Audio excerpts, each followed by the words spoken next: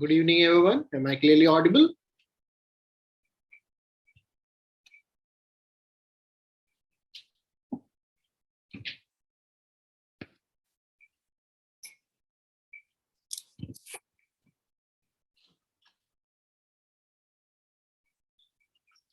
Do we have any doubt from the previous class?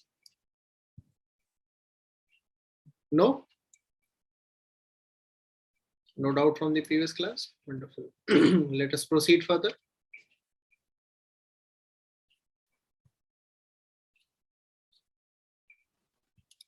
Sir हाँ बेटा, sir एक previous class से नहीं था। आर्टिकल 16 क्लॉज 4 का ए और बी एक बार अभी या फिर लास्ट में या फिर कभी बता सकते हो? क्या डाउट है उसमें 4A और B में? सर वो जब क्लास था ना तब लिखा है कि सर विल टेल लेटर, तो वो वैसा ही हो गया। अभी तक वो पता ही नहीं चला क्या है। अच्छा, लास्ट में नहीं किया कभी? ठीक है, करा देंगे अभी। क्या हाँ फिर मैंने तो यही लिखा है। ठीक है, तो बता देंगे। ओके। लास्ट क्लास में बताया होगा ना, तब आप लोगों ने ध्यान नहीं दिया। वो लास्ट में बताते हैं ना जब गवर्नेंस कराते हैं तो। हाँ वैसा वैसा कुछ तो हुआ है। कोई नहीं, बता देंगे या रिमाइंड करा देना। जिस दिन पॉलिटी का एक लास्ट हो रहा होगा ना, करंट अफेयर्स का, उस दिन आते हैं। चलिए, कोई और डाउट किसी को?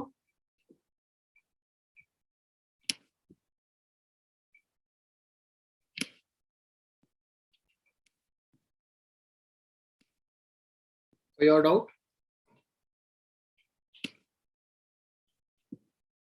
यस और नो? चलिए, सो अब क्या है, we have seen that UPSC is asking questions regarding bail, judicial custody, right? So we will discuss what is anticipatory bail. So पहले क्या होता है anticipatory bail, let us discuss. तो anticipatory bail is the bail that you take from the courts when you have an anticipation that you might be arrested. जब आपको लगता है कि आपके लिए कोई एक वारंट आ सकता है, तो अरेस्ट होने से पहले ही आप अगर बेल, एंटिसिपेटरी बेल ले लेते हैं, then you won't be arrested. Okay? That is the means. Now, anticipatory bail, is it mentioned in the Constitution? No, it is not mentioned in the Constitution. फिर कहाँ mentioned है anticipatory bail? It is mentioned under the section 438 of CRPC. ठीक है? It is mentioned under section 438 of CRPC. Now, as I have told you, it is the bail which is given before the arrest. Okay. Now, Supreme Court in the Sushila Agarwal versus the state of or the Union Territory of Delhi has given the judgment that there is no time limit for the anticipatory bail. It means if a person has obtained anticipatory bail, there is no time limit, and a person can have that anticipatory bail even till the end of the trial. Okay, the person can continue to have that anticipatory bail even till the end of that trial. Is it clear? So anticipatory bail question आ सकता है that it can be taken only till the duration of the trial or any other reason. So there is no time limit mentioned. Okay, it can continue even till the end of the trial. Now, it is issued not by the Supreme Court. Anticipatory bail is issued only by the Sessions Court and High Court. ठीक है? Anticipatory bail is introduced only by Sessions Courts and High Courts.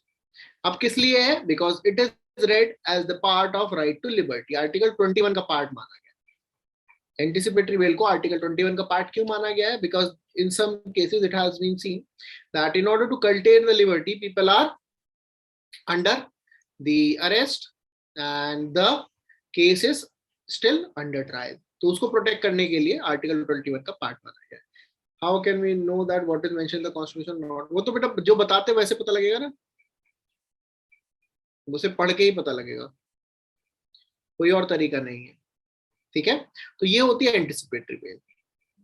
अब ये news में क्यों है, let us understand. तो supreme court ने बोला कि जो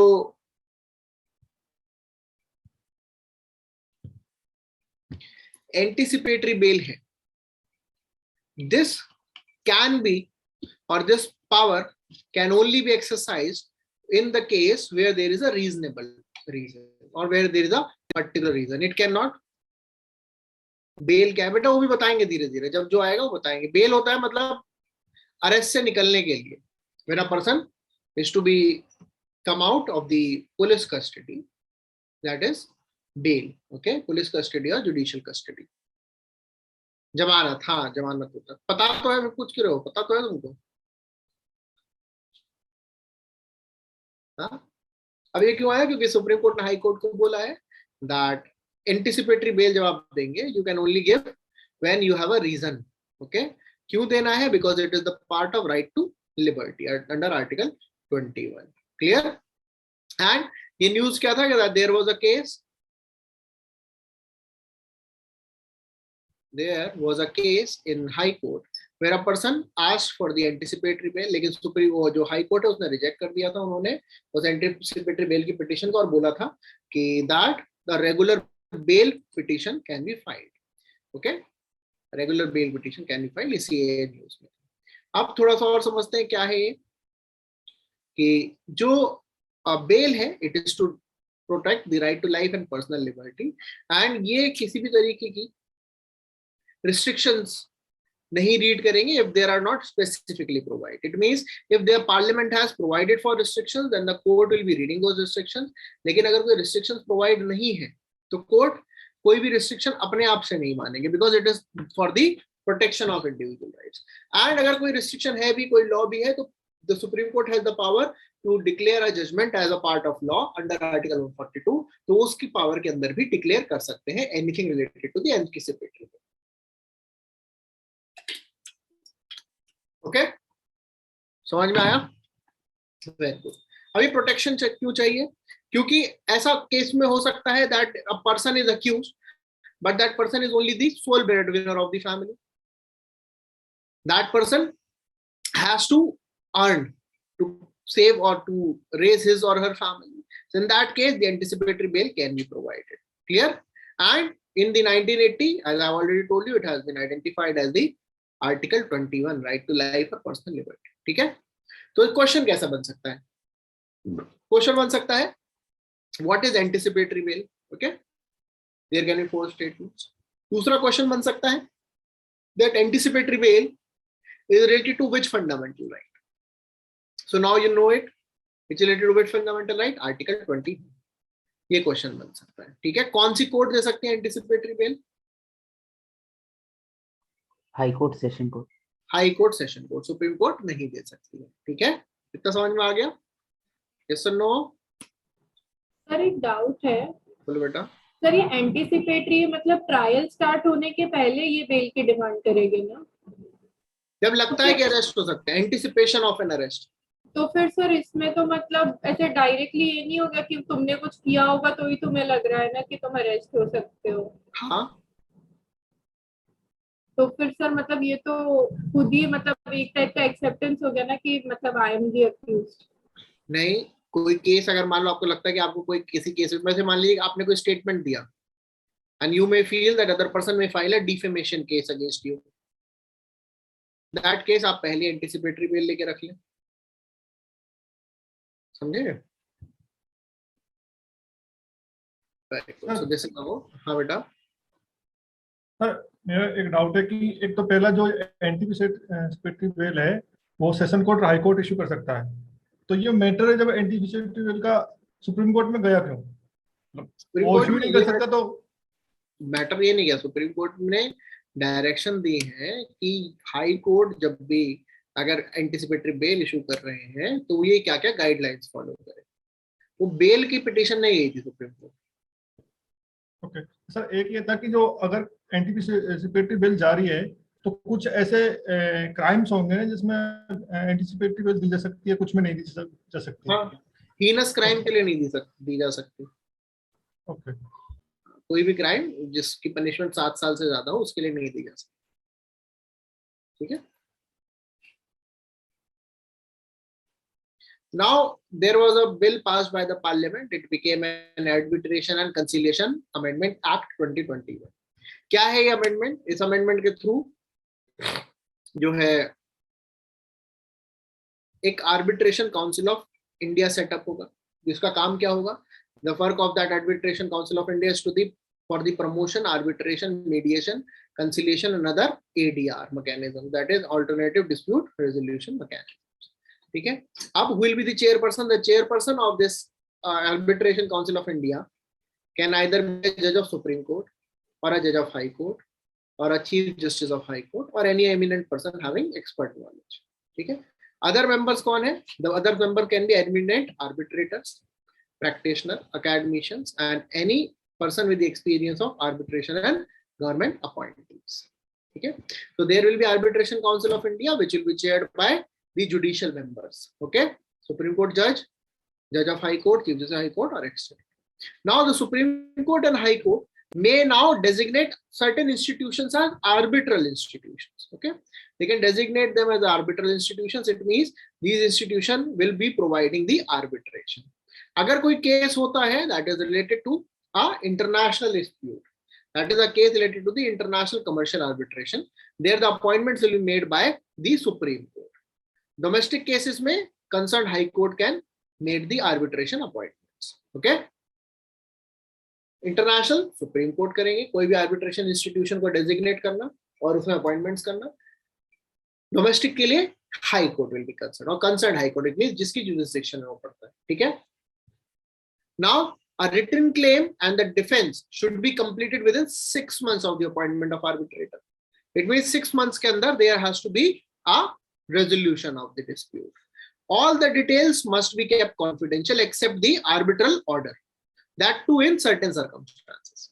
Whether the arbitration proceeding has to be kept secret, in only in few cases that award has to be provided, that too in certain circumstances.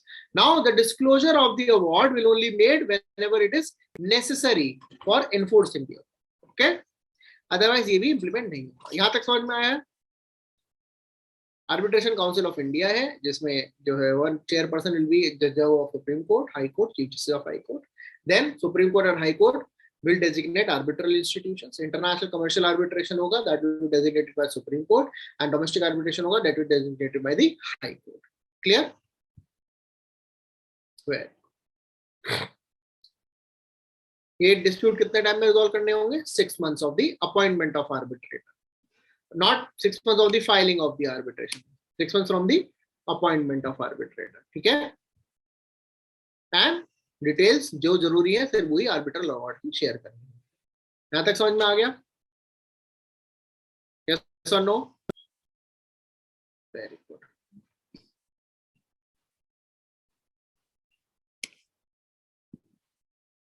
Now अब arbitration क्या है? सो arbitration जो नया एक्ट है उन्होंने क्या बोला? There will be an automatic stay on the awards. It means whenever an arbitral award is there, there can be a stay even if the case is pending where it has been identified that this agreement was induced by a fraud or corruption. कोई भी अगर ऐसा case जो arbitration के अंदर है but it has been identified that it was induced by fraud or corruption, वो automatically stay कर दिया जाएगा. ठीक है? Earlier क्या था कि qualification of arbitrators were given under the bill. But अब क्या है? That qualification will be provided by the regulations of Arbitral Council of India. Okay? Qualifications पहले that was under the act, लेकिन अब जो qualifications है that will be provided by the Arbitration Council of India only. ठीक है? यहाँ तक समझ में आया? Now अब arbitration और बाकी सारे methods क्या होते हैं? There are 3 other methods. Will it be made for specific or only by, or it will be a permanent? Beta, it is not a Arbitration Council of India will be a permanent body. Arbitration institutions, they will be certain designated institutions. Okay, जिनका काम ही ये. Clear? Sir, तो फिर अभी Arbitration Council of India ये कौन सी type की body हुई? कॉन्स्टिट्यूशनल, स्टैट्यूटरी हुई? एक्ट से बनी है ना, आर्बिट्रेशन कंसिलिएशन एक्ट से. अच्छा, okay. So statutory body. Now arbitration होता क्या है? ठीक है, arbitration ऐसा होता है कि मेरे और आपका कोई एक इशू है. ठीक है, हमने कॉन्ट्रैक्ट किया, उस कॉन्ट्रैक्ट में पहले ही हम एक एग्रीमेंट में अरेंजमेंट रखेंगे जिसको हम बोलेंगे कि अगर कुछ भी डिस्प्यूट होता है तो will be following the arbitration. ठीक है, it means during the contract itself we have an arrangement to solve a dispute. That will be through arbitration, which will be a neutral third party. ठीक है, ये होता है arbitration. अगर कोई भी इशू होता है जो एग्रीमेंट में मेंशन और इनिशियली नहीं है, that it will be resolved through arbitration, लेकिन बाद में रिजॉल्व कर रहे होते हैं, तो that will be called as a conciliation. Arbitration and conciliation में ये डिफरेंस है. Arbitration will be in the contract. Prior arbitration will be mentioned in that contract, or conciliation will be issue that will be mentioned in that arbitration, or that will be mentioned after the dispute. उससे पहले कोई mention नहीं. ठीक है, अगर preventive है तो arbitration है, अगर क्यूरेटिव है तो कंसिलिएशन बोला है. क्लियर, समझ में आ गया? Very good. अब मीडिएशन क्या है?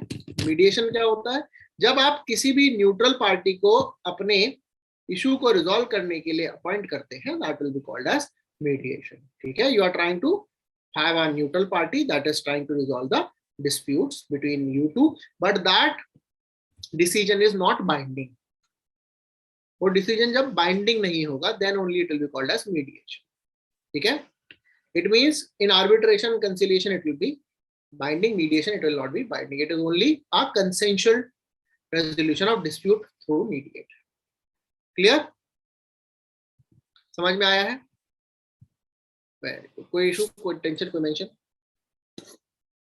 हाँ बताइए. Very good. This is about the arbitration and conciliation. Question mains में आ चुका है, प्री में भी आ सकता है. And these are called as the alternative dispute mechanism. Are they part of the judicial structure? Alternative dispute mechanism or alternative dispute resolution or redressal mechanism are the part of the judicial structure. True or false? False. False. Very good. क्योंकि बेटा अगर judicial structure का part होते तो alternative की बोलते है ना, तो दे आर ऑल्टरनेटिव डिस्प्यूट. बेटा कंसिलिएशन में भी बाइंडिंग होता है. ठीक है, कंसिलिएशन भी बाइंडिंग होता है, but only if they accept the recommendations. ठीक है, they may reject it, but if they have accepted, it is binding. Okay, arbitration mein they have to accept it.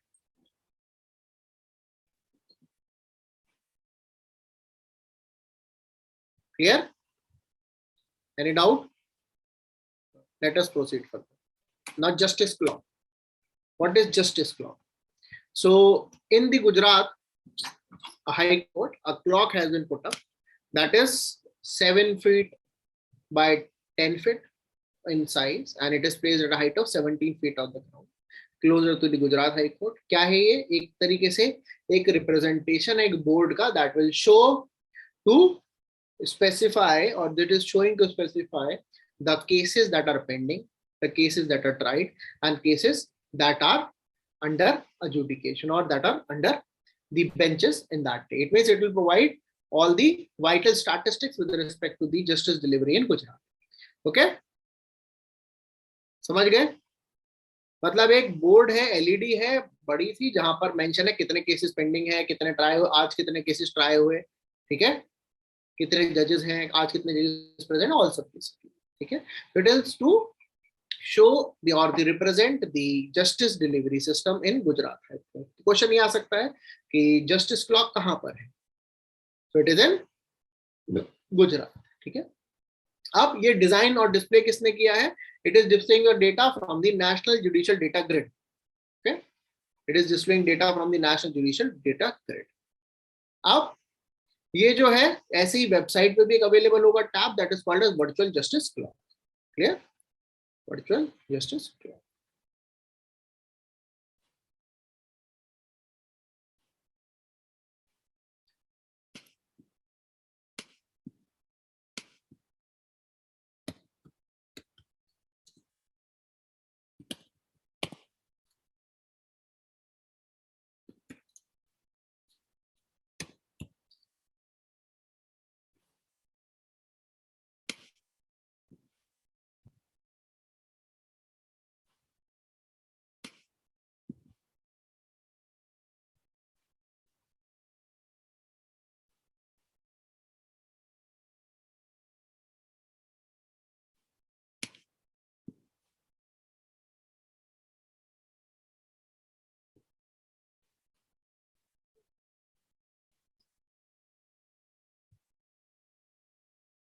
देखिए स्क्रीन पे दिख रहा है आपको,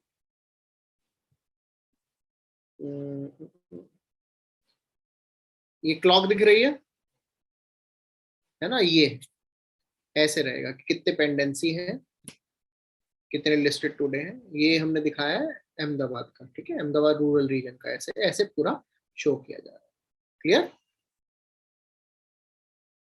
तो it is in Gujarat high court. अच्छा क्वेश्चन है, आ सकता है कहां पर है। क्लियर? नाउ सिमिलरली एक और इनिशिएटिव है, that will be providing the e court fee. Okay, it is providing for the courts fee, यानी कि if you want to pay the fees in the courts you can pay it through the online mechanism also, ठीक है, where they'll be judicial stamps online through the electronic payment, and then you can submit the PDF of the receipt. Okay, this will be maintained by the Stock Holding Corporation of India, which is impaneled by the Gujarat government. Now the PDF receipt will be generated and submitted to the court. It will be verified and it will be considered as consumed so that it cannot be misused. Clear? ये भी कहाँ है? It is in Gujarat. Are you clear? Justice clock and e-court fee is in Gujarat. Just a second.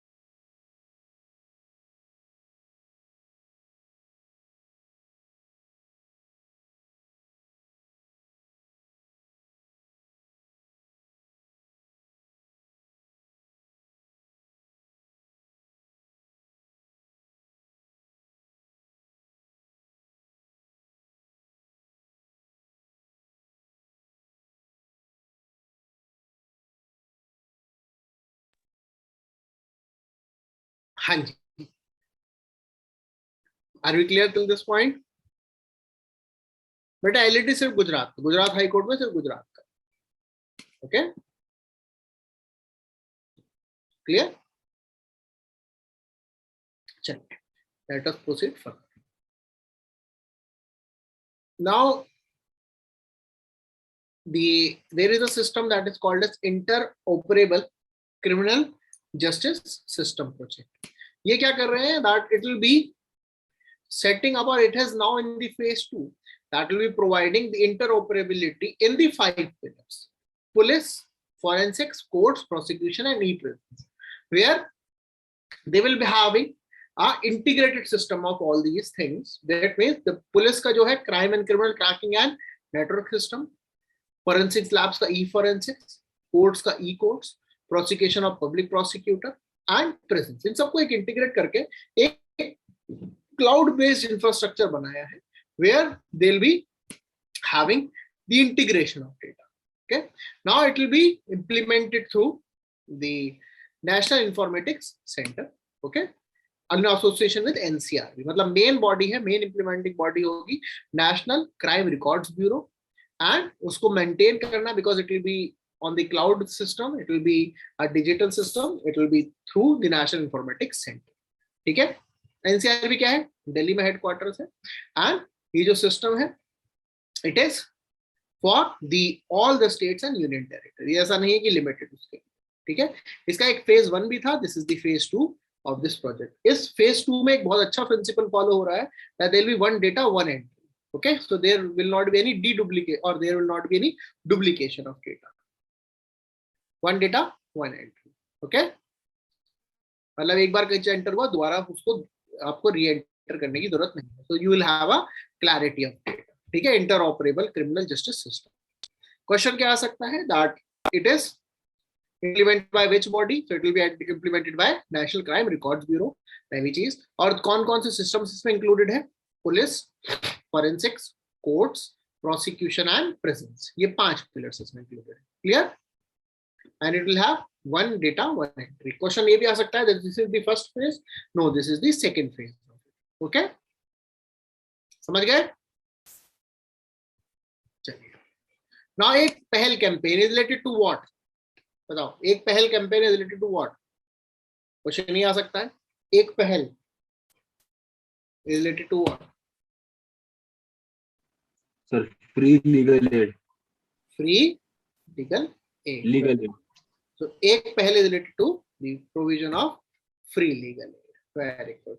So it is an initiative of national legal services authority which is doing it along with the ministry of law. तो ये एक initiative है where they will be provided legal aid, okay, to every citizen. NALSA तो क्या है? NALSA तो it is for certain sectors where they are providing free legal aid, but it will for every citizen, and it will be encourage to the tele law initiative. Tele law initiative क्या है? That using the digital platform the facilities of law और the legal aid can be provided to the people through the common service centre. ठीक है, common service centre जो होते हैं MeitY के हैं, ministry of electronic information technology, वहां के through tele law initiative the legal aid can be provided to the people. अब ये किसके लिए है? The people who are the mentioned in the legal services authority. जिसके लिए लीगल सर्विस अथॉरिटी में जो फ्री लीगल एड ले सकते हैं, उनको टेली लॉ इनिशिएटिव में फ्री लीगल एड मिल सकती है. ठीक है, it will not be free, it will B for 30 rupees. Okay, it will not be free, it will be for 30 rupees. Okay, so for those who are mentioned under the Legal Services Act, for them it is free, for all others it will be 30 rupees. ठीक है, so available जो है every citizen, tele law initiative, legal service authority के अंदर free, बाकी सबके लिए 30 rupees. ठीक है, समझ में आ गया है? क्योंकि क्वेश्चन भी आया है that legal service aid is provided free, तो it is free to certain sections, right? याद है क्वेश्चन आया था? तो कोई क्वेश्चन दिखाते हैं हम लोग.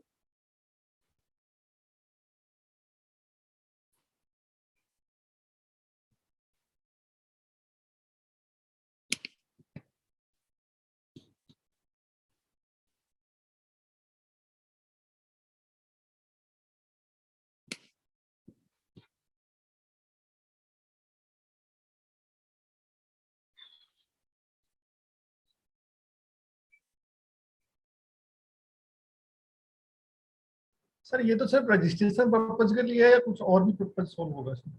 क्या बेटा? अभी ये रजिस्ट्रेशन पर्पज के लिए है ना, किस चीज के रजिस्ट्रेशन पर्पस के लिए? जो भी अगर कुछ हमको मतलब किसी भी जस्टिस के लिए कुछ डिमांड करना है, तो उसके लिए तो रजिस्ट्रेशन के इनिशियल रजिस्ट्रेशन के लिए है, या फिर इसमें जो भी पूरी प्रोसेस फॉलो की जाएगी? नहीं नहीं, अब आपको लीगल एड के लिए इतना पैसा है, रजिस्ट्रेशन की फीस तो देनी पड़ेगी जो भी कोर्ट फीस है। बट सर ये तो फंडामेंटल राइट्स में और बीपीएसपी में भी मेंशन है सर, आर्टिकल 21 और आर्टिकल 39 21 में कहाँ मेंशन है बेटा? फ्री नहीं है, लेकिन राइट टू लीगल एड है, फ्री नहीं है बेचारे। सर आर्टिकल 39A में आतो तो डीपीएसपी है ना कि ऐसा देना चाहिए, इसीलिए तो नालसा आया फिर। ठीक है, ये 13 क्वेश्चन करिए।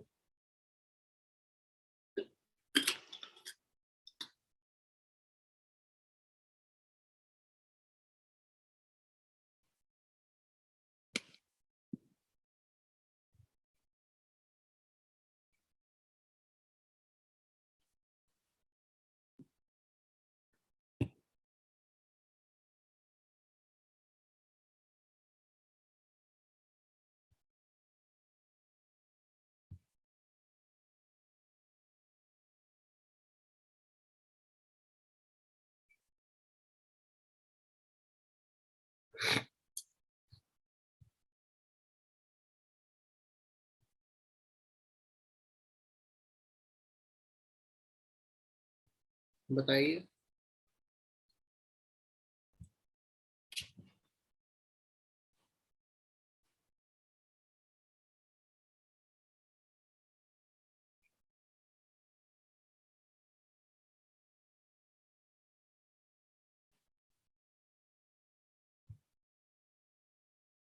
Very good. अच्छा, फोर्थ कैसे आप लोगों को सही लग सकता है? ऑल सीनियर सिटीजन कैसे हो जाएगा, तो बताइए आप। ऐसे तो सीनियर सिटीजन तो ऑल में तो जो है बहुत सारे रिच पर्सन भी आ सकते हैं, है ना? तो फोर तो गलत है ही। बाकी annual income less than 1 lakh rupees में क्या गलत है? फर्स्ट में तो कुछ गलत नहीं है, ठीक है। फोर गलत है, फर्स्ट सही है, तो आंसर तो ये हो जाएगा, चाहे हमें ना भी पता हो, क्योंकि पुअर को नहीं मिलेगी तो किसको मिलेगी? जो सी भी तो हो सकता है, क्या बेटा? सी भी तो हो सकता है। सी क्यों हो सकता है? अभी आपने बोला कि वन सही है फोर गलत है, मतलब वन का तब ये नहीं हो सकता ना, क्योंकि हमने टू और थ्री को देखा, फोर गलत किया, क्योंकि ट्रांसजेंडर को मिलनी है। ट्रांसजेंडर को मिलती है बेटा, ओबीसी के लिए कोई स्पेसिफिक पर्पस नहीं है। Answer is A. और ये यूपीएससी का प्रीवियस ईयर है, ठीक है। Answer is A, there is no specific provision for OBCs और फ्री लीगल एड। क्लियर? ये प्रीवियस ईयर है, याद कर लेना। एक और नालसा से ऐड क्वेश्चन दिखा देते हैं, ये लो, ये देखो 10th question.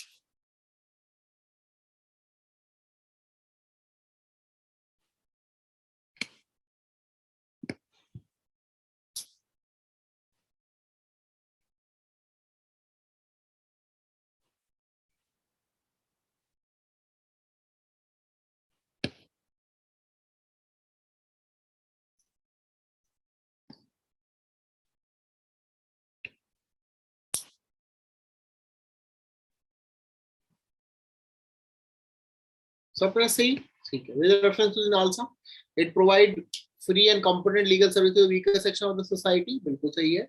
It issues guidelines to state legal service authority to implement the program, बिल्कुल सही, ठीक है। So that is what is in this answer. समझ गए? तो समझ रहे क्यों इतना लीगल सर्विसेज इंपॉर्टेंट है? तो एक पहल initiative is related to providing legal services, ठीक है। समझ गए? चलिए। तो ध्यान रखिएगा, जो लालसा के अंडर है, it will be free, for all others 30 rupees will be charge. It is not free for all. Okay, किसकी बात कर रहे हैं free for all? Tele law initiative, ठीक है, और एक पहल टेली लॉ इनिशिएटिव के लिए ही है। अब टेली लॉ इनिशिएटिव को और डिटेल में पढ़ते हैं। तो there is a tele law program which has cross 9 lakh beneficiary. ये किसका initiative? It is a initiative of ministry of law and justice along with the Ministry of Electronics and Information Technology, ठीक है। ये किसके लिए है? वो केसेस जो प्री लिटिगेशन स्टेज पर है, मतलब जो अभी which are not yet in court, ठीक है। Tele law initiative for pre litigation initiative. अब ये कहाँ ऑपरेट कर रहा है? It is operating in the 633 districts of the country. Now under this program कैसे फैसिलिटी प्रोवाइड होंगी? वीडियो कॉन्फ्रेंसेस के थ्रू, कॉलिंग फैसिलिटीज, टेलीफोन पे, and it is be accessible through the common service center at the panchayat level, ठीक है। Now this is a technology driven initiative, लेकिन इसमें included कौन होते हैं? एंटरप्रेन्योर्स है, पैरालीगल वॉलंटियर है, and state coordinator and panel workers है, ठीक है। अब बार बार हम कॉमन सर्विस सेंटर यूज कर रहे हैं, किसका इनिशिएटिव है? Ministry of electronics and information technology. ध्यान रखिएगा, ये मेटी और इसरो दोनों का कोलैबोरेटिव इनिशिएटिव है, इसरो भी इसमें पार्टिसिपेट करते हैं, ठीक है। नाउ क्या है ये? हमारी जो विलेजेस हैं उनको डिजिटली लिंक करने के लिए initiative, that the way we want to link the villages. Clear?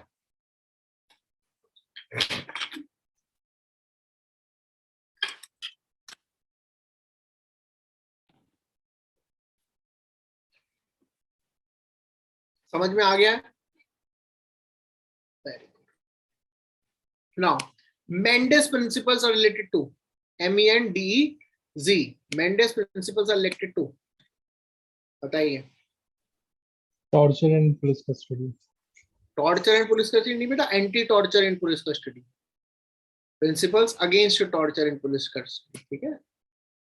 तो ये प्रिंसिपल्स हैं, these are used to reduce the torture and police custody, ठीक है। इनिशिएटिव है मिस्टर मेंडेस, जो यूएन रेपोर्टर ऑन टॉर्चर थे, अर्जेंटीना के नेटिव, उन्होंने इंट्रोड्यूस किए थे, ठीक है। बहुत ज्यादा डिटेल में नहीं जानना है, बस अगर आ जाता है मेंडेस प्रिंसिपल तो यू मस्ट नो, ठीक है।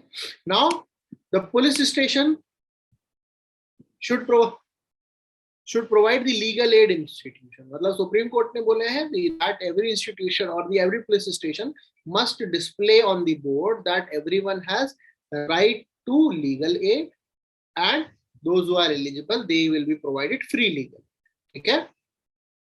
There has to be display in the police stations. तो इसीलिए जो है नेशनल लीगल सर्विस अथॉरिटी फिर से इंपॉर्टेंट हो जाता है। Why? Because Justice ललित जिन्होंने बोला था, he is the executive chairman of the National Legal Service Authority. तो नालसा है क्या? NALSA is an initiative under the Legal Services Authority Act 1987, which aims to provide free legal services to the weaker sections of the society. अब इसका M क्या है? To ensure opportunity for securing justice through legal aid. इसका एक official news letter होता है जिसको बोला जाता है Nyayadeep. This legal letter is called as Nyayadeep, and under the NALSA Lok Adalats are also established. याद रखिएगा, Lok Adalat are statutory body under the legal services act. इसी एक्ट के अंदर they are the statutory bodies. As per this act, जो चीफ जस्टिस ऑफ इंडिया होते हैं is the patron in chief, okay, and the second season was executive chair. Clear? Patron in chief होते हैं CJI and executive chairman होते हैं second season. अच्छा, visitor कौन होते हैं सेंट्रल यूनिवर्सिटी के? Who is the visitor of Central University? President of India. President of India. Very good. ठीक है। अब नालसा एक नेशनल बॉडी है, स्टेट पर बॉडी होती है state legal service authority, district पर होती है डिस्ट्रिक्ट लीगल सर्विसेज अथॉरिटी। ये क्या रहते हैं? इनका काम होता है फ्री लीगल सर्विसेज प्रोवाइड करना और लोक अदालत को स्टैब्लिश करना। जो स्टेट लीगल सर्विस अथॉरिटी होती है उसको हेड होते हैं chief justice of that high court, and वही पैटर्न इन चीफ भी होते हैं उसी स्टेट लीगल सर्विस अथॉरिटी के। ओके, नाउ डिस्ट्रिक्ट में जो होते हैं, डिस्ट्रिक्ट में उस टाइम पर जो डिस्ट्रिक्ट जज है वो चेयर करते हैं डिस्ट्रिक्ट लेवल अथॉरिटी। क्लियर? ये सेंटर पे है, स्टेट पे है, डिस्ट्रिक्ट पर है। जो सारी गाइडलाइंस है will be provided by the national legal services authority. Clear? Very good. Sir Now- pattern in chief क्या होते हैं? पैटर्न इन चीफ का चीफ मतलब जो मेन जो मतलब एक तरीके से who will be overseeing everything, not a participant but person who will be supervising everything. Now there is a news by the Assam government where Assam government is saying that any Gorkha, if found not to be a citizen of India, that case should not be referred to the Foreigners Tribunal under the Foreigners Act 1946, because in Assam there was an NRC, and as per that NRC, so many people they lost their citizenship, and amongst them 22,000 Gurkhas were also left out of that act or that out of that NRC list. But Assam government is saying that these Gurkhas should not be referred to the Foreigners Tribunal. ठीक है? तो question ये आ सकता है that what is the Foreigners Tribunal? So under the Foreigners Act 1946, the people whose citizenship is not clearly specified, those cases can be referred to the Foreigners Tribunal. Okay, as per the Foreigners Act 1946. Now, who is the part of the Foreigners Tribunal? Advocate who is not below the age of 35 with at least 7 years of practice, or retired judicial officers of Assam Judicial Services, or retired IAS of Assam Civil Services, having experience in quasi judicial works. यानी कि जो ये आपके Foreigners Tribunal है, they are quasi judicial body. Okay, they are quasi judicial body, and ये जो power है, initially this power was only with the central government to establish such tribunal. लेकिन अब with the recent change, the power or these tribunals can be established by the district magistrate also. पहले only central government could establish, now the district magistrate can also establish these tribunals. Now, earlier only the state administration could move to this tribunal against any order. Now individuals can also move to this tribunal. पहले से centre बना सकते थे, अब district magistrate भी बना सकते हैं. पहले से स्टेट जा सकते थे इस ट्रिब्यूनल को, अब इंडिविजुअल्स भी जा सकते हैं. ठीक है, समझ गए? कोई डाउट हो तो बताइए.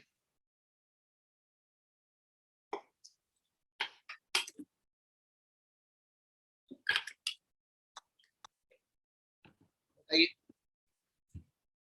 यस और नो? नहीं? चलिए, अब गवर्नमेंट ने ट्रिब्यूनल रिफॉर्म्स लेकर आए थे, लेकिन सुप्रीम कोर्ट ने उसको अनकॉन्स्टिट्यूशनल डिक्लेयर कर दिया था. तो उसमें क्या था वो हमें जानने की जरूरत नहीं, हमें बस ये जानना है कि it was declared as unconstitutional. लेकिन सुप्रीम कोर्ट ने ये भी बोला है कि जो आपने रिफॉर्म्स इंट्रोड्यूस किए थे वो मटेरियल शो करिए that on what reasons you have introduced those reforms. Okay, you have introduced those reforms. Clear? तभी ये जो बिल है it will be accepted further. Ordinance was declared unconstitutional, लेकिन bill will be accepted further अगर reasons देंगे क्यों लाना. ठीक है, बिकॉज इस बिल में कुछ ऐसी चीजें हैं that the supreme court is not accepting. Supreme court ने बोला कि ये जो आपने कंडीशन डाली है that a person not below the age of 50 can be appointed as a tribunal member, that is taking away the security of और the length of tenure. मतलब जो आपने कंडीशन डाली है 50 से नीचे कोई नहीं बन सकते हैं ट्रिब्यूनल के मेंबर, वो दिस इज नॉट एक्सेप्टेबल. क्योंकि जुडिशरी में कहीं आपने देखा होगा एज नहीं है, एंट्री एज कहीं भी नहीं है, it is only the law और the maximum age that has provided. तो उन्होंने बोला ये अलाउड नहीं है. सिमिलरली जो आपने इंट्रोड्यूस किया है that was through lack of the discussion and it is same as that of the Madras bar association case जो सुप्रीम कोर्ट ने पहले ही अनकॉन्स्टिट्यूशनल डिक्लेयर कर दिया था. दूसरी चीज जो नेम सजेस्ट होंगे that will be done by a selection committee headed by the central government. और अगर सेंट्रल गवर्नमेंट इज इन्वॉल्वड है it is the violation of the judicial independence. इसीलिए सेंट्रल गवर्नमेंट नहीं इन्वॉल्व होनी चाहिए. ठीक है, इसीलिए ये न्यूज में था.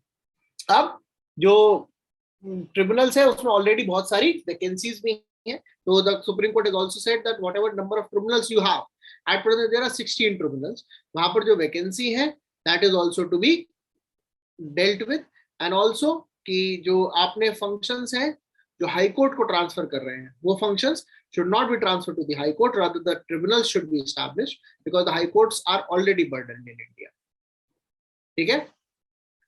मतलब पहला जो entry age 50 है, that is not allowed. Second, जो central government is involved in the selection process, that is not allowed because that is against the judicial independence. तीसरा, बहुत सारी वैकेंसीज हैं, पहले आप वैकेंसी फुल करिए, तब ट्रिब्यूनल में चेंजेस लाने की बात करिए. और चौथा, जो आप पावर्स हाई कोर्ट को दे रहे हैं उसका कोई बेनिफिट नहीं है, या फिर जो आप ट्रांसफर हाउस कोर्ट्स को ट्रांसफर कर रहे हैं वो सारे functions, that does not have any ground because house courts are already burdened. rather than increasing the jurisdiction of high court, we should be providing more tribunals or special courts. ठीक है? ये चीज समझ में आ गई? Very good. Now the Election Commission of India has increased the election expenditure limit. Earlier this limit was 54 to 70 lakh. It was earlier 54 to 70 lakh. Now it has increased to 70 to 95 lakh. Okay. Earlier 54 to 70 थी, अब 70 to 95 कर दिया for the parliamentary और लोक सभा election. ठीक है? For the state, earlier it was 20 to 28 lakh. Now it has increased from 28 to 40 lakh. ठीक है? This is for legislative assembly. Clear? जो बड़ी legislative assembly होंगी वहाँ 40, जो छोटी होंगी वहाँ पे 28. This is in addition to the 10% of rise. पहले वो 10% rise कर दिया गया था because of COVID. अब इसमें ये बढ़ा दिया गया है. क्यों बढ़ा दिया गया है? क्योंकि ये पता है कि इलेक्शन में बहुत एक्सपेंडिचर बढ़ जाता है, and the number of electors has increased and the inflation has also increased since 2040. तो ये लिमिट इंट्रोड्यूस हुई. ठीक है? तो लोकसभा के लिए 70 to 95 है, and for legislative assembly it is 28 to 40 lakh. Clear? अब ये क्या है, क्या इंक्लूड होता है? तो ये जो इलेक्शन एक्सपेंडिचर है, it includes the amount that can a candidate can spend on public meeting, rallies, advertisements, poster, banners, vehicles and other advertisements. ठीक है? अब ये it is mentioned under the section 77 of RP Act 1951 that every candidate has to have a separate account and which will show how much money they are providing. ठीक है? Will the day of nomination from the party and the declaration of the result. मतलब आपके nomination paper fill करने से date result निकलने तक आपने कितना एक्सपेंडिचर किया, you have to maintain it in a separate account. ठीक है? It is under RPA 1951. दूसरा, ये जो अकाउंट है आपको, हाँ मम्मी बोलो बेटा. सर ये समझ नहीं आया, मतलब लिमिट का अमाउंट तो बढ़ा दिया, तो फिर ये मतलब वहाँ पे रीजन में लिखा है कि इन्फ्लेशन बढ़ रहा था इसलिए ये किया है, तो वो समझ नहीं बेटा आया. इन्फ्लेशन बढ़ रहा है मतलब जो चीज पहले 5 रुपए की थी अब 8 की हो गई ना, इसलिए आप ज्यादा पैसे खर्च करना अलाउड हो गया है. ओके ओके सर, समझ गए? इलेक्शंस में बहुत सारी, आप गुजरात से आपको नहीं पता, लेकिन इलेक्शन में बहुत सारी बॉटल्स देनी होती है जिनका प्राइस बढ़ चुका है. ठीक है? तो इसीलिए इन्फ्लेशन बढ़ गया. अब एक बात समझिए, ये मेनली विनिंग कैंडिडेट को जमा करना होता है. ठीक है? विनिंग कैंडिडेट को जमा करना होता है, लेकिन विनिंग कैंडिडेट तो अगर नहीं जमा पाएगा उनका तो कैंसिल हो ही जाएगा. जो बेचारे हार गए, नहीं भी जमा किया, तो उनको क्या बेनिफिट. ठीक है? लेकिन अब इलेक्शन कमीशन ऑफ इंडिया ने क्या करा है, दैट विद इन 30 डेज आपको सारा एक्सपेंडिचर बताना होगा, कहाँ कहाँ आपने किया है. अगर कहीं भी इनकरेक्ट स्टेटमेंट आपने दिया, कहीं पता लगा कि आपने इनकरेक्ट दिया है, that will lead to disqualification for 3 years. ओके? That will lead to disqualification from elections for 3 years. ये जो लिमिट है, ये जो है, it is not for the party expenditure, ये कैंडिडेट के लिए है. ये बात बहुत अच्छे से ध्यान रखिएगा. This limit is for one candidate, not for the political party. Political party के एक्सपेंडिचर की कोई लिमिट नहीं है. प्लस पॉलिटिकल पार्टी को लेकिन अपना जितना भी एक्सपेंडिचर हुआ है इलेक्शंस में, विद इन 90 डेज बताना होता है, that this much money we have spent in the elections. Clear? Limit is for individual. Individual has to submit the amount spent within 30 days. If there is any delay or the candidate is providing any improper amount, then there will be the disqualification for 3 years. There is no cap on the expenditure by political party. Political party has to give their expenditures in 90 days. Clear? समझ में आ गया? Yes or no? Well, Sir, हाँ बेटा.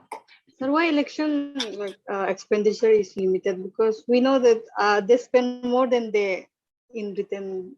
Yes, but they have to ensure that the candidates who do not have money power, they are not lagging behind. So it is to limit the expenditure of those who have money power. So there is the need for having a cap. Clear? Now, electoral bonds, the new tranche has been released for the assembly elections. So what are electorals? So electoral bonds are like the promissory notes. Promissory notes हम समझते हैं कि आपने एक promise किया कि मैं इतना पैसा I will be giving to that bearer by taking the money. So there it is like a promissory note. It is issued or it is brought by any Indian citizen or any company that is incorporated in India. Okay? ये कहाँ मिलता है? State bank of India में मिलता है. कब मिलता है? हर क्वार्टर के फर्स्ट 10 डेज में मिलता है. ये कितने की डिनोमिनेशन में मिलता है? ये 1000 से लेके 1 करोड़ की डिनोमिनेशन में मिलता है. You can only purchase it digitally और थ्रू चेक. ये किसको देते हैं? जो भी आप पॉलिटिकल पार्टी को देना चाहते हैं. ठीक है. But the donor has to be KYC compliant. ये जो पॉलिटिकल पार्टी है किसको आप दे सकते हो? वो political party which is registered under the section 29A of RPA and have secured at least 1% of the votes in the latest. अगर ये एलिजिबल है, इलेक्टोरल बॉन्ड पे किसने खरीदा उसका नाम नहीं होगा. क्लियर? किसको देना है मेंशन होगा, किसका खरीदा है उसका नाम मेंशन नहीं होगा. क्लियर? कोई दिक्कत, कोई टेंशन?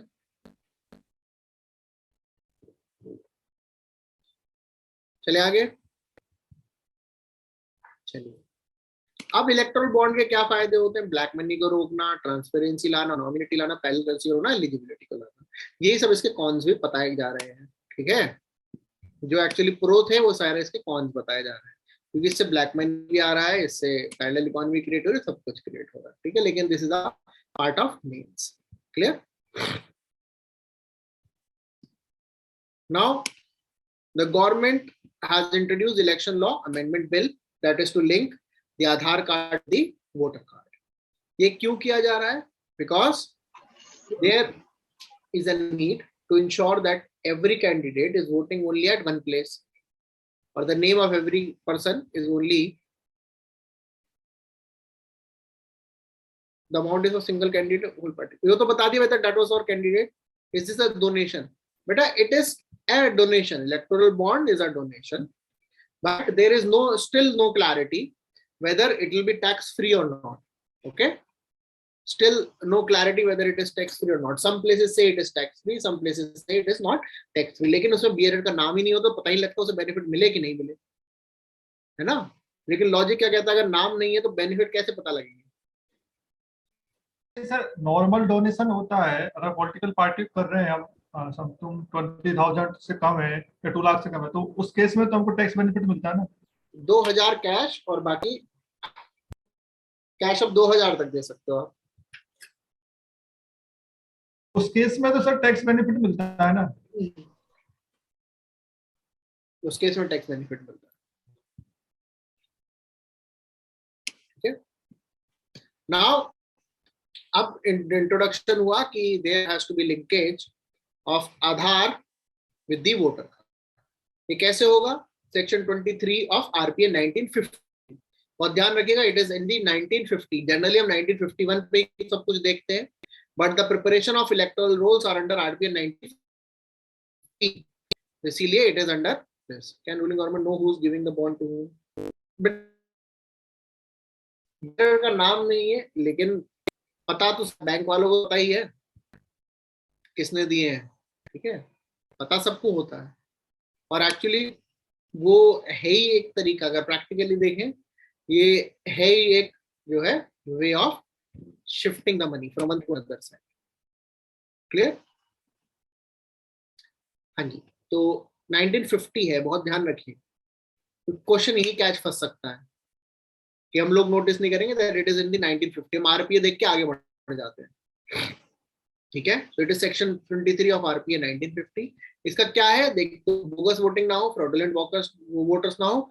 दूसरा जो वोटिंग है that is included for those who turned 18 on 1st of January. तो अगर मान लीजिए इस साल इलेक्शंस में candidate 18 on, let us say 1st of March, that candidate could not vote. लेकिन अगर आधार रहेगा तो that candidate can have a real time updation. Clear?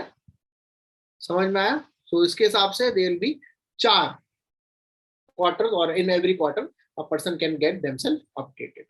दूसरा इसमें एक और चेंज किया है, the term was called as the wife of the service voter. Now this term wife of the service voter will be replaced by the term spouse of the service voter. Okay, so it is making that law gender neutral. So the law is becoming gender neutral. समझ में आया? Now according to judgment Aadhaar voluntary है, तो इसी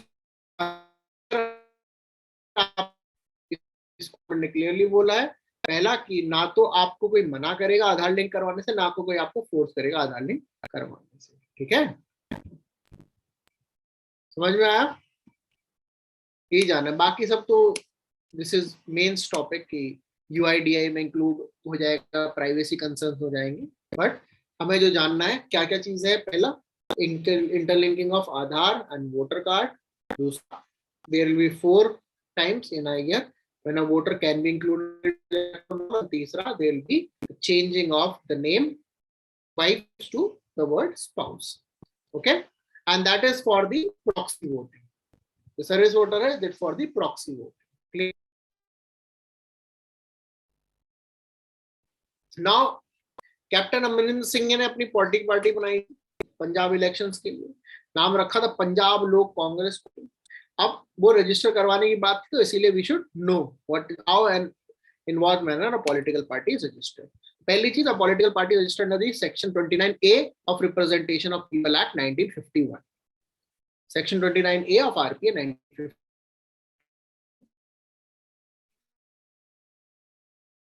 Political party form within 30 days the application has to be sent to the election commission of India. ठीक है, आप बिना इलेक्शन कमीशन के ऊपर एप्लीकेशन भेजे within 30 days पॉलिटिकल पार्टी नहीं बना सकते हैं. Second thing, that the guidelines that are prescribed are to be based upon the article 324 of the constitution and section 29A of the RPA 1950. मतलब ये section 29A के under and article 324 के under होना चाहिए. नाउ क्या करना,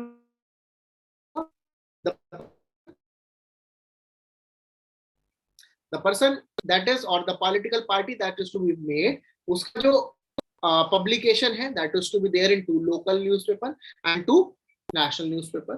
उसके बाद there has to be provided 2 for submitting any such objection for the registration of party. And जो नोटिस है वो वेबसाइट ऑफ इलेक्शन कमीशन पे भी और website of the election commission of India पे भी सच the political party can be registered. Clear? कि पहला फॉर्मेशन 30 डेज में एप्लीकेशन देनी होगी, उस एप्लीकेशन में बहुत क्लियरली लिखना होगा the guidelines of series 24 article of the constitution and 29A of RPA 1951 that political parties publication or establishment should be published within 2 local newspapers. Political objections or publication of the formation of this political party, it should be waiting for 2 days for publication of an objection, and the establishment of the political party should be mentioned on the website of Election Commission of India. Clear? ऐसे registered होती है और उसके बाद register होती है, तो with this condition they can be recognized. एक क्वेश्चन आया है, लेकिन फिर भी एग्जाम से पहले एक बार देख के चले जाए. ठीक है, कि कौन सी पार्टी स्टेट होती है, कौन सी पार्टी नेशनल पार्टी. 8 स्टेट वो नेशनल पार्टीज हैं और 64 स्टेट पार्टीज हैं. 64 स्टेट पार्टीज. क्लियर? यहाँ तक समझ में आ गया? यस और नो? Very good. आप लोग सब ढीले ढीले से क्यों लग रहे हो? कोई भी ना जवाब दे रहा है ना कुछ कर रहा है, मतलब नहीं है. तो सर एक पार्टी जो अगर नेशनल पार्टी के रूप में रिकॉग्नाइज हो गई तो वो वापस मतलब अपना स्टेटस लॉस कर सकती है देखते क्या? जाओ, अरे क्यों इतने भारतीय बहुजन समाजवादी पार्टी को देखना, क्यों टेंशन ले रहे हो? बस बहुजन समाजवादी पार्टी तो नेशनल पार्टी, ठीक है। क्या था 2014 में उनकी बहुत अच्छी परफॉर्मेंस की वजह से, और आपको पता है बहुजन समाजवादी पार्टी की बहुत बढ़िया परफॉर्मेंस थी लोकसभा इलेक्शन में, वैसी परफॉर्मेंस उनकी यूपी इलेक्शन में भी रही है। And it is a national party. पहले क्या इलेक्शन बाद रिव्यू होता था, फिर अब हो गया 2 इलेक्शन के बाद रिव्यू होता है, तो अब 2 इलेक्शन हो गए हैं, ठीक है, 2 जनरल इलेक्शन दोनों हो गए हैं, तो अब रिव्यू होता है, उसके बाद फिर स्टेटस जा सकता है। पहले सिंगल इलेक्शन हुआ करता था, अब every alternate, after every alternate election. Okay, अब रजिस्ट्रेशन जो पॉलिटिकल पार्टी होती है, रजिस्टर्ड और अनरिकॉग्नाइज्ड पॉलिटिकल होती है, और दूसरा होता है registered and recognized political party, ठीक है। तो जो रिकॉग्नाइज्ड पॉलिटिकल पार्टी होती है, बेनिफिट क्या रहते हैं? बेनिफिट ये रहते हैं वाइल फाइलिंग नॉमिनेशन प्रपोजल की जरूरत नहीं होती है, ठीक है, वो बस डायरेक्टली अपने पार्टी नॉमिनेशन फाइल कर सकते हैं। उनके सिंबल पूरे कंट्री में रिजर्व रहते हैं if they are a national party, state में रिजर्व रहते हैं if they are a state party. जो पोल्स अगर in case the candidate of the recognized party dies, then there will be adjournment of polls. Polls आगे नहीं बढ़ेंगे, वो बाद में उसके पोल्स होते हैं, डेट पोल डेट जो है चेंज हो जाती है। उन्हें media to advertise their manifesto. Then travel expenses जो स्टार कैंपेनर्स के होते हैं वो उनके इलेक्शन एक्सपेंडिचर में कैलकुलेट नहीं होते हैं, और उन्हें इलेक्टोरल रोल की free. These are the benefits of being recognized as a state or the national party. Clear? समझ में आया? सर जो अनरिकॉग्नाइज्ड कोई पॉलिटिकल पार्टी है तो वो कोई इलेक्शन में अपना खर्चा नहीं कर सकती? नहीं, इलेक्शन में खर्चा कर सकती है, फिर बिल्कुल वो कर कैसे सकती है। करेगी अगर वो स्टार कैंपेनर्स या फिर जो अगर कोई कैंडिडेट का वो स्टार कैंपेनर जा रहे हैं? सुनो ना, वो वो उसके कैंडिडेट के एक्सपेंडिचर में आएगा, एक्सपेंडिचर में नहीं आएगा। हाँ तो वही तो मैं कह रहा हूँ, तो मतलब पार्टी नहीं कर सकती, कैंडिडेट के उसमें चला जाएगा फिर बाद में। हाँ जी, क्योंकि रिकॉग्नाइज्ड पॉलिटिकल पार्टी के खर्चे पे कोई लिमिट नहीं है, अनरिकॉग्नाइज्ड के पे है। अदरवाइज यूज करने का तरीका हो गया ना कि रिकॉग्नाइज हो नहीं पा रहे हैं इतना है, लेकिन ब्लैक मनी यूज हो रहा है, ठीक है, समझ में आ गया?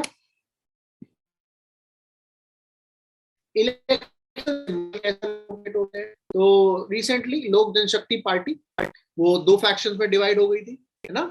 लोक जनशक्ति पार्टी एक राष्ट्रवादी लोक जनशक्ति पार्टी बनाई है, और एक लोक जनशक्ति पार्टी पासवान, 2 पार्टी में डिवाइड हुई है, ठीक है। अब उनका सिंबल किसके पास जाएगा? तो इलेक्शन कमीशन ने क्या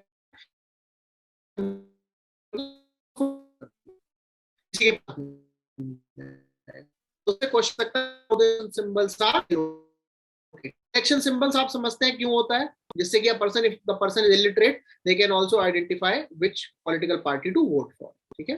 तो ये जो इलेक्शन कमीशन इलेक्शन सिंबल्स हैं, that are mentioned under the election symbols order of 1968. They are not part of the RPA act, they are part of the order of election symbols 1968. इसमें क्या रहता है, अगर कोई भी 2 पार्टी के बीच में डिस्प्यूट होता है, commission will take the final call, ठीक है, कि किसके पास जाना चाहिए। That was also there in the Samajwadi Party. It had a faction and they had separation of the election symbol. Okay.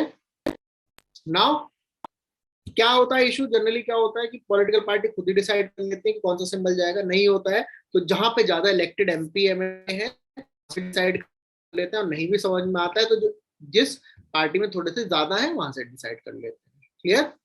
ये होता है इलेक्शन के allocation.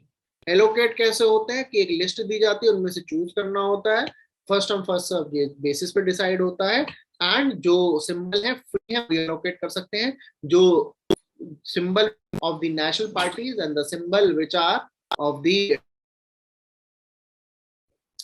State parties they are not free symbols, ठीक है। जो आप सिंबल्स हैं आप देख सकते हैं, these are the recognized party party. Years of corn and sickle, it is Communist Party of India. Hammer and sickle with a star is Communist Party of India Marxist. Indian National Congress hand, Nationalist Communist National Congress NCP, ठीक है, Nationalist Congress की the clock, and Trinamool Congress TMC उसका होता है एक जो leaf का उनका सिंबल रहता है। क्लियर? एक पार्टी मिसिंग है, एक और पार्टी है, 8 नहीं है, 7 ही है नेशनल पार्टी वैसे।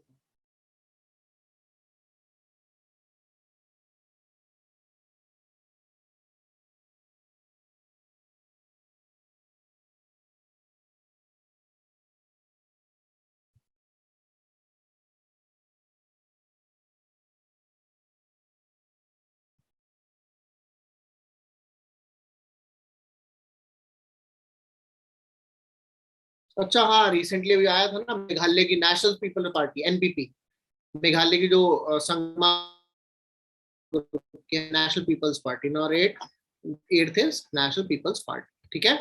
तो देयर आर 8 नेशनल पार्टीज। समझे यहाँ तक? नाउ इलेक्शन कमीशन ने सीख किया है जो पॉलिटिकल पार्टीज परफॉर्म नहीं कर रही हैं या सिर्फ for the sake of tax benefits registered है, उनको डी रजिस्टर कर देना है, क्योंकि उन्होंने लिस्ट की है जहां पर जो है these are the parties 2796 registered unrecognized parties हैं that are there only to have the tax benefits, and Election Commission of India is demanding the power to deregister them, which it does not have for the Representation of People Act. Okay, RPN 51 provides the power under which section? Political parties किस section में है? 29A. A. It only provides power to the Election Commission to register the political party. Deregister करने की power नहीं, ठीक है? It does not have the power to deregister political party. समझ में आया? तो इसीलिए उन्होंने सीख किया है that we want such parties to be deregistered. बस ये न्यूज में है। अब रिसेंटली एक बड़ा न्यूज में रहा, that was the electoral trust. Electoral trust इसकी हुई थी, but this trust has not revealed the political party that received the money through the electoral trust. Okay, it means electoral bond से किस party को कितना पैसा मिला है, this trust has not revealed, and that is why it has become a part of the syllabus now. So electoral trust क्या है? एक नॉट फॉर प्रॉफिट ऑर्गेनाइजेशन होती है जो कंट्रीब्यूशन रिसीव करने के लिए for the election in the political और the for political parties introduce हुई है। ये स्कीम सीबीडीटी के अंदर है, central board of direct taxes. Objectives क्या है? That is this scheme lays down the procedure to have voluntary contribution, ठीक है, वॉलंटरी कंट्रीब्यूशन है for distributing it to the political parties. किसको मिलता है? वही दो parties which are registered under section 29, ठीक है, उन्हीं को मिलता है। लेकिन इलेक्टोरल बॉन्ड में जैसे लिस्ट होती है that who gave money to whom, ये एक लिस्ट मेंटेन होती है। इसमें कंट्रीब्यूशन कौन कौन कर सकते हैं? इंडिविजुअल, कंपनी और हिंदू अनडिवाइडेड फैमिली। कौन नहीं कर सकते? Any person who is not a citizen, any electoral trust, कोई गवर्नमेंट कंपनी और कोई foreign source. They cannot provide money under the electoral trust scheme. ठीक है? The biggest difference is electoral bonds में names are not provided.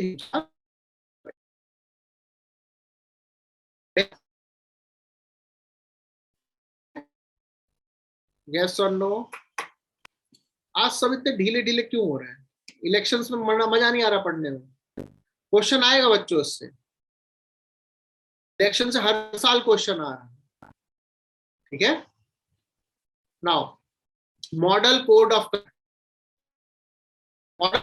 Conduct बहुत बार violation होने के केसेस रहते हैं। There are so many times that there are allegation of model code of conduct. हमें जानना ये होता क्या है। तो model code of conduct is not mentioned anywhere, neither in RPA not in the constitution. Model code of conduct first time introduce हुआ था 1960 में इन केरला। दिस इंक्लूड्स और this is enforced the movement the election schedule is announced. The moment election schedule is announced, it will be in force and it continues till the declaration of results. तब से तब तक model conduct लगा रहता है, ठीक है? It is introduced from the date of the release of the election schedule and it continues till the time of the declaration of result of elections. ये मॉडल कोड ऑफ कंडक्ट है. Delimitation Commission, it sat for delimiting the Jammu and Kashmir constituencies for the Lok Sabha and the Assembly polls. So Delimitation Commission क्या होता है? It is a statutory body. It is a statutory body which is established for identifying the delimitation of the constituencies or changing the boundaries of the constituencies. Statutory body होती है for changing the constituencies and allocating seats. ये body इतनी powerful होती है that it is out of judicial review. Okay? And एक बार अगर present हो गया ये change नहीं कर सकते इसको. It is out of judicial review and you cannot change it. Delimitation Commission में 3 member होते हैं. एक serving या retired judge of Supreme Court, Chief Election Commissioner या Election Commissioner and State Election Commissioner as the members. Okay? समझ में आया? 3 members होते हैं Delimitation Commission में, Judge of Supreme Court, retired या serving, Chief Election Commissioner या Election Commissioner and State Election Commissioner. Clear? This is about the Delimitation Commission. This is important. यहाँ तक समझ में आ रहा है तो बताओ. चलिए. Now, the Election Commission of India has informed the ministry that it extended the electronic transmitted postal ballot system for the elections that happened in the previous phase, Assam, West Bengal, Tamil Nadu, Puducherry. Okay? The proposal, however, was not implemented. Now, what is electronic transmitted postal ballot system? ये समझिए. ये एक program है where the postal ballot will be sent through an email. Then it will be called as the e-postal ballot, and then that will be downloaded. It will be having a unique QR code. It will be having an OTP and PIN where a person will be voting. And then that will not be sent again electronically, but it will be sent again through a normal voting system. भेजा जाएगा electronically, लेकिन vote देने के बाद, stamp लगाने के बाद, it will be sent in a normal manner. ठीक है? It is for those who are the service voters. So it means those who are serving in the armed forces or paramilitary forces. Clear? दूसरा होता है proxy voting. Proxy voting क्या होती है कि आप अपनी तरफ से वोटिंग करने के लिए डेलीगेट कर सकते हैं. ठीक है? डेलीगेट कर सकते हैं. ये क्या है? जो सर्विस वोटर्स हैं, they can dedicate their voting rights to someone, either their blood relative or their spouse. ये प्रॉक्सी वोटिंग होता है. Electronically transmitted postal ballot system is not proxy voting, it is a postal ballot system. ठीक है? Now service voters कौन कौन होते हैं? Members of armed forces, members of army, the member of armed forces of a state, and any person who is employed under the government of India in a post outside India. Wife of any such person residing with them, they are also part of the postal ballot system. Now it has been replaced with the word spouse of the person residing with the postal ballot system. Now, in the elections, the system of electronic transmitted postal ballot system was also extended to the person with disability and those people who were above the age of 80. Clear? समझ में आया? And similarly, anyone who had COVID and above 65 years, they were also having the expectation of this facility, but it was not continued. This is about the electronically transmitted postal ballot system. Understood? Now, Kamal Nath was removed for the party's list of star campaigners. So that may be in news. Why star campaigners or who are the star campaigners? So these are the people who are nominated by the political parties. There is a list that is to be communicated to the Chief Electoral Officer and to the Election Commission of India within a week of the announcement of the elections. The recognized political party can have 40 star campaigners and unrecognized can have 20. Expenditure by the star campaigner is exempted from the election expenditure of the recognized party. Okay, if a candidate shares the stage with the star campaigner, then it will be added to the candidate expenses. If the candidate shares with the star campaigner, shares the stage with the star campaigner, then it will be added in the expenditure. Now, for the number of star campaigner, I've already told you it has been 40, but now it is reduced 30. Maximum number for unrecognized is 15, earlier 20, and the list, the time has been extended to 7 to 10 days. Earlier it was to be extended within a week, now it has been increased to 10 days. So this is also a change. This is what the questions may have come from election. ठीक है, election वाला topic हमने एक साथ आज cover कर लिया है. अब आप बहुत अच्छे से समझिएगा दैट हु, अब क्वेश्चन क्या बन सकते हैं. इलेक्शन ये तो न्यूज में था, अब क्वेश्चन समझिए. Who introduces the or who announces the elections in India of Lok Sabha? Who announces the Lok Sabha election?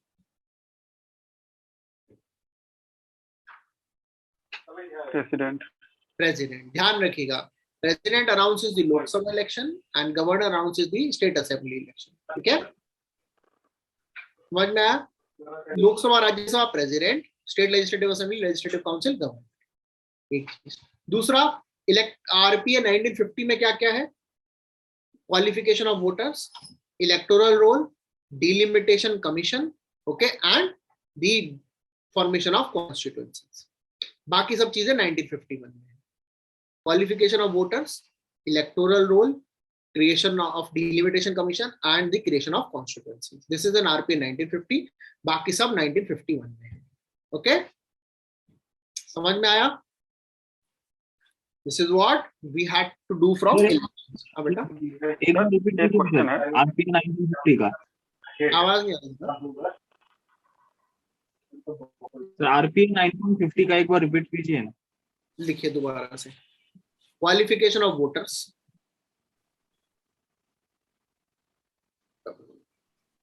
Preparation of electoral rolls, delimitation commission or the delimitation of constituencies, and allocation of seats. Delimitation of constituencies and allocation of seats. Clear? Allocation of seats.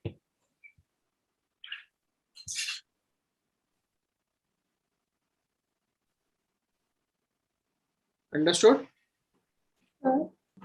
बेटा sir ये election expenditure limit का use क्या है? मतलब इससे मतलब लोकसभा को ये जानना रहता है क्या कि वो एक्सपेंडिचर का सोर्स क्या था? मतलब वो मीनिंग नहीं समझ आया उसका. मतलब बेटा कि इससे ज्यादा आपको नहीं खर्च करना है, इससे ज्यादा खर्च करोगे तो डिस्क्वालीफाई हो जाओगे. सर ये एक्सपेंस का सोर्स डिस्क्लोज करना होता है? हाँ, एक एक रुपया डिस्क्लोज करना होता है बेटा. सर, हाँ, आपने जो बताया कि स्टार कैंपेनर के साथ अगर वो स्टेज शेयर करते हैं तो उनके एक्सपेंडिचर उनमें जुड़ जाएगा. लेकिन अक्सर तो जो भी स्टार कैंपेनर आते हैं, जो प्रत्याशी होते हैं, उनके साथ ही होते हैं स्टेज पे. उतरते हैं, स्टेज पे नहीं होते बेटा.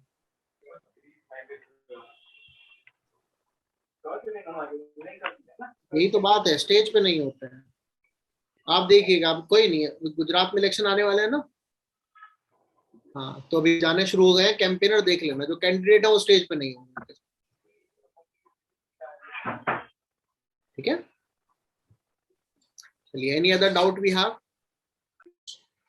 सर एक और था सर, प्रिवेंटिव डिटेंशन में जो एडवाइजरी काउंसिल होता है उसके मेंबर्स हाई कोर्ट के जजेस होते हैं या हाई कोर्ट के जज मेंबर्स को नॉमिनेट करते हैं? नहीं, हाई कोर्ट के जजेस. तो अगर ऐसा पूछा कि एडवाइजरी काउंसिल इज स्टैट्यूटरी या फिर विच टाइप ऑफ बॉडी? कौन सा काउंसिल? Advisory council. कॉन्स्टिट्यूशनल बेटा.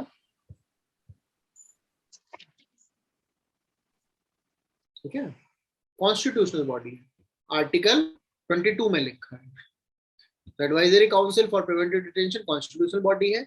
उसमें जो मेंबर्स हैं या तो हाई कोर्ट के जजेस हों या हाई कोर्ट के जजेस बनने के लिए क्वालिफाइड हैं. ठीक है, clear? Any other doubts we have? Tomorrow will continue with current affairs only. Tomorrow will be doing polity, right? आज के इलेक्शंस को काफी चीजें थी जो नई है आपके लिए, ठीक है, थोड़ा सा आप लोगों को बहुत नया नया लगा होगा, ये कोई नहीं, कल हम दोबारा कंटिन्यू करेंगे बेसिक पॉलिटी, ठीक है, फ्रॉम द करंट अफेयर्स। कोशिश करेंगे, कल तो नहीं हो पाएगा, लेकिन with this week polity will finish. Clear? Clear? Okay, thank you very much. कोई और इशू हो तो बताइए, आगे सही चल रही है तैयारी, है ना, कोई दिक्कत नहीं है? चलिए, अब अप्रैल शुरू हो गया, आपके टेस्ट भी स्टार्ट हो जाएंगे, आप भी अपने टेस्ट दिए, हमारी तरफ से भी आपके टेस्ट स्टार्ट हो जाएंगे। हम बस वेट कर रहे हैं कि एक और थोड़ा सा टॉपिक और खत्म हो जाए आपके, फिर स्टार्ट करते हैं टेस्ट, ठीक है? कोई डाउट हो तो बताइए, ठीक है? And for any concern feel free to contact me, Vishal sir, और any of the faculty members, okay? Because you did not realize, but you all also have a mentorship program in this. You are not realizing it, okay? That you can contact us anytime. You remember that? Okay, so in case of any concern, contact us anytime. Clear? Through text messages on WhatsApp or Telegram, whatever you use. Okay? Clear? Thank you very much. We'll continue tomorrow 7:30 with current affairs.